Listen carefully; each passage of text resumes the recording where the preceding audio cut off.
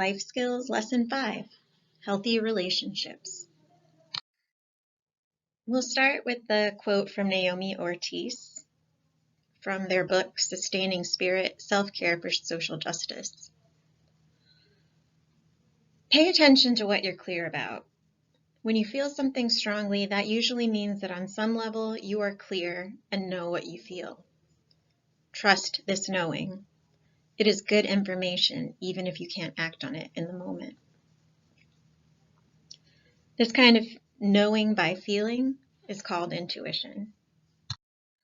Intuition is also called gut feeling because there's more of a body or belly feel to it. We know things with our brains from reason and thought, but we know intuition from our feelings. So it's more visceral, it's more something that happens of the body.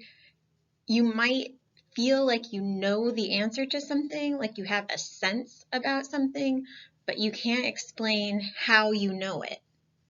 You just do. That's intuition. What is intuition? Intuition is a feeling that's hard to describe. It tells you to be careful and tries to keep you safe. It often pops up when you need to make a decision or to tell you that you might be in danger. Do you know where you feel your intuition? What's it like for you? So this isn't something that you can say, well, everybody experiences this the same way. Maybe whenever you're concerned about someone or something, you get a stomach ache, or maybe for other people it's a headache. Maybe there's just kind of a sinking feeling, almost like that riding a roller coaster feel in your belly or your body or your throat. It can be a very different experience for everyone. So try to pay attention to when you are sensing things, when you feel like you're knowing something without necessarily having all the information about it.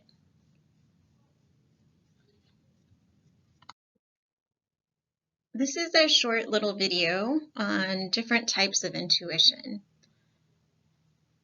It kind of gets into the different ways that we can tap into knowing. So maybe watching, really careful observation, maybe asking questions and getting a sense of what everybody is thinking, and then kind of pulling together our own thoughts from there.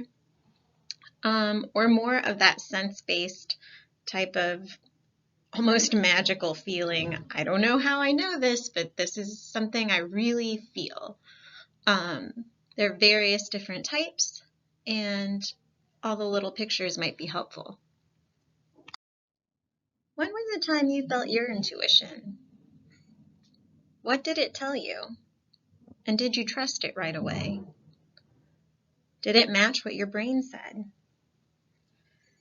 Here I offer you a little comic of Spider-Man because he's known for having special spidey senses. He can sense when something is going wrong in the world or he's being called for help.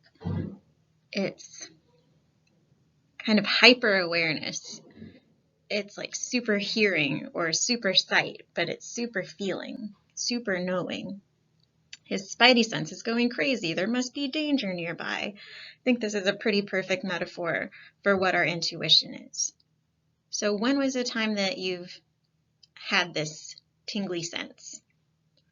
It doesn't have to be all bad either. You might feel it when you, I don't know, walk next to someone down the street and you just kind of get this like, I don't know, I don't feel comfortable or safe near this person, and then you have to cross the street to get away. That is intuition, but you can also have a very sweet kind of intuition. Maybe you meet someone and within the first hello, you just know that you're going to love this person. You can tell that you're going to be friends. It almost feels like you've known them already. You've known them forever, or they are going to feel like family to you. Has this ever happened? Listening to both your brain and your belly can be hard enough, but adding what the heart wants can be even more confusing.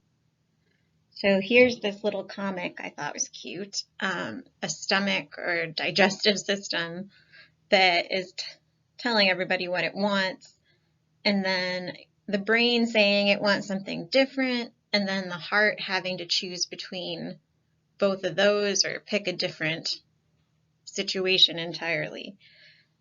So we have lots of different feelings coming from different places. Our brain can tell us, oh, you should go be a doctor and go to this one fancy school. It is the best thing. It is clearly researched that that school is going to make you the most successful. And then your gut can be telling you, no, you don't even really want to be a doctor. You want to be a dancer. And even though your brain tells you you won't make a lot of money or be one type of successful at all if you do that, your gut is telling you, no, no, no, we really don't want to go do that other thing. And then your heart might want to please certain people. Maybe it's your family, maybe it's your partner, maybe it's yourself, but also wants to follow its dreams, and then it's really confused, right? So we've all gone through these situations where different parts of ourselves are fighting over what is the answer, what is the best decision. Relationships of all kinds can get really messy and even painful.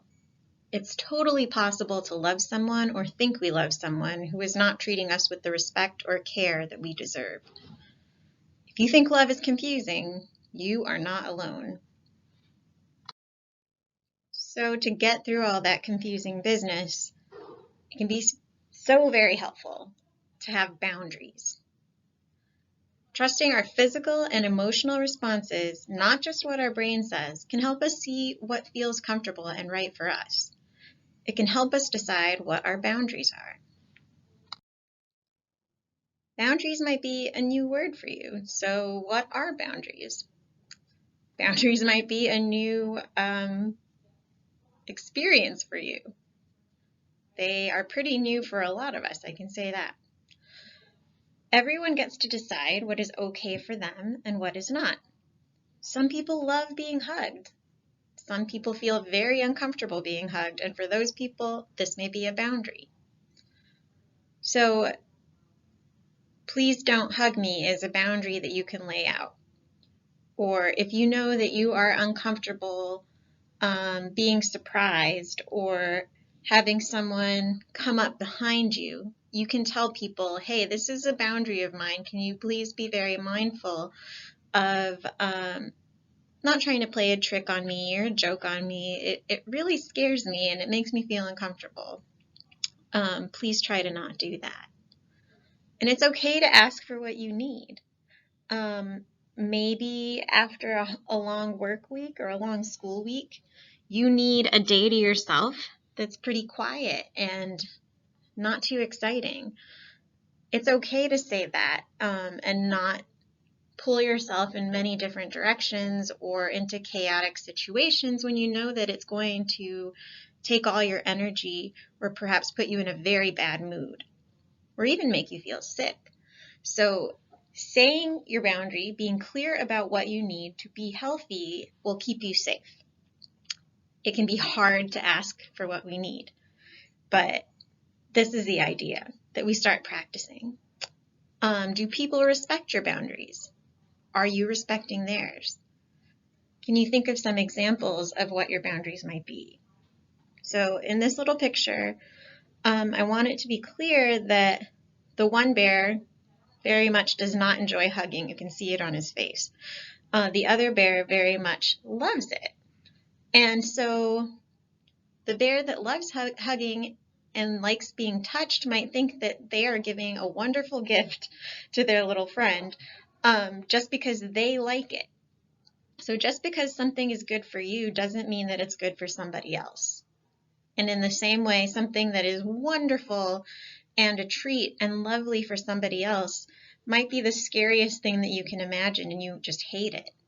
So this is why we have to talk to each other, ask questions, and not just assume that people want whatever it is that we want to give them. So do you know your boundaries? How much space do you need? Do Do you like to hug and touch? And is it with everyone or just really close friends and family?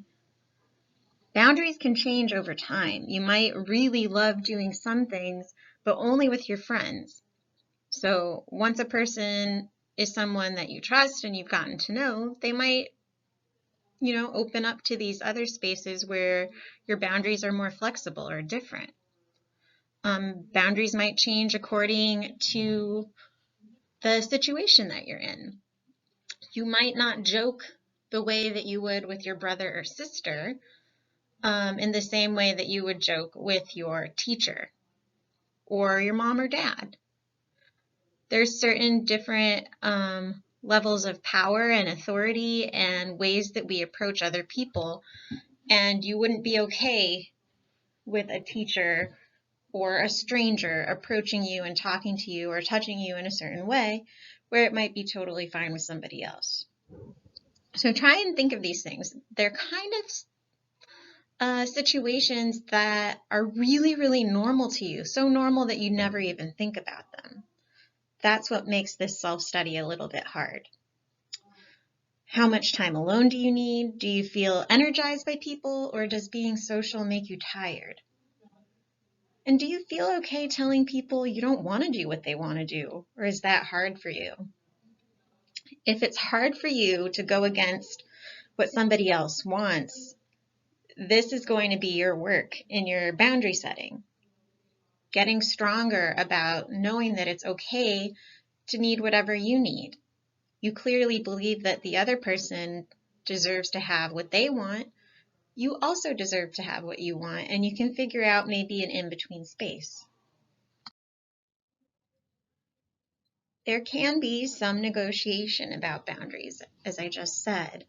You can come to understand the other side and think of creative ways so that everybody's needs can be met. So when I say talk to somebody and maybe find a middle, I don't mean that you need to change your stance on what is okay for you.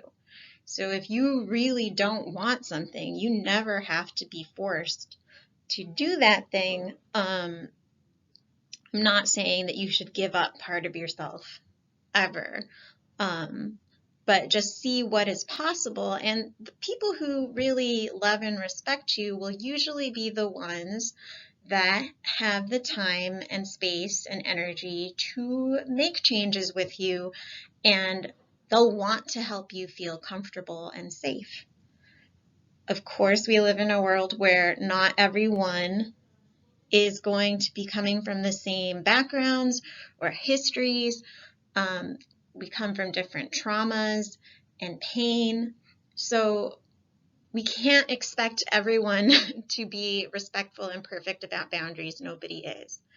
But the idea is that we can work together and try and come to a space where each one of us in all of our relationships cares about what hurts somebody else and would be very careful about not creating more hurt for that person.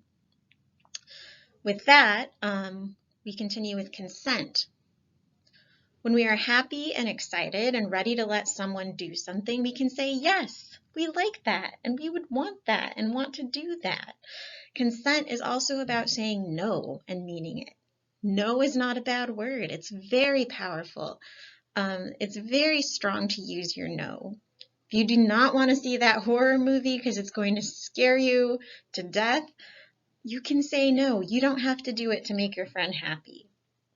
If somebody's asking you to do something that feels unethical or mean or wrong, it's very scary and hard to tell somebody, no, I don't want to do this thing for you when you love this person. When your heart is saying this person cares about me and wouldn't ask me to do something wrong, but my gut is saying this is really wrong and I don't want to do it.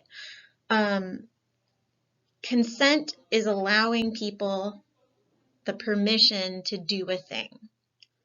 And anyone who does not accept a no, a hard no from you, is not being the best listener or even a good listener or perhaps a good friend or partner. Understanding what we need and what behavior we will not allow becomes a hugely important skill set. Then we have to listen and pay attention to what others need and do our very best to take care of all of our needs. So this self-study project becomes huge. It becomes understanding what we need to survive, understanding what kind of attention and love and communication makes us thrive, and also what of those things is hurtful to us. What kinds of things make us feel smaller and make us lose energy in a way that we can't be our best selves.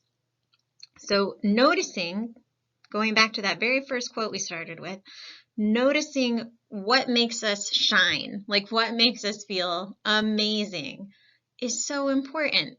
Pay attention to what that is. Try and figure it out. Understand it like a puzzle.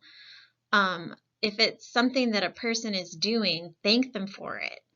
Also find out what makes you feel the worst. And see if you can ask for those behaviors to change, or just find ways to put yourself away from whatever it is that's hurting you. Can you make contact with those things a lot less? This will help sustain you and make you strong.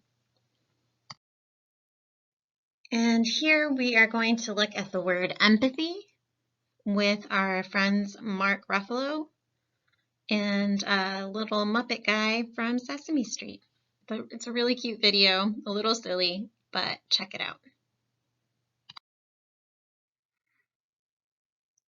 So strong, healthy relationships have self-awareness.